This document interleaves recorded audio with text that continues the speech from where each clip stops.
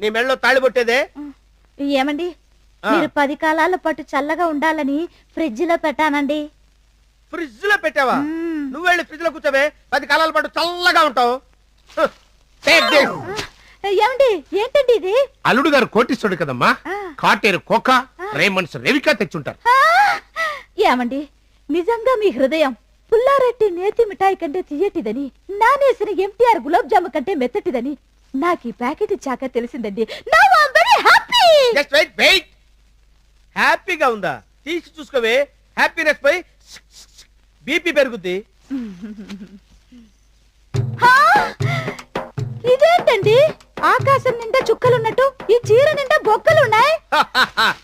Take this. అదేంటల్లుడు, ఎవరైనా చీరలు కొంటే బెడ్ గాని దిండి గాని గిఫ్ట్ గా ఇస్తారు, వెరైటీగా నువ్వు బొచ్చిచ్చావేంటి?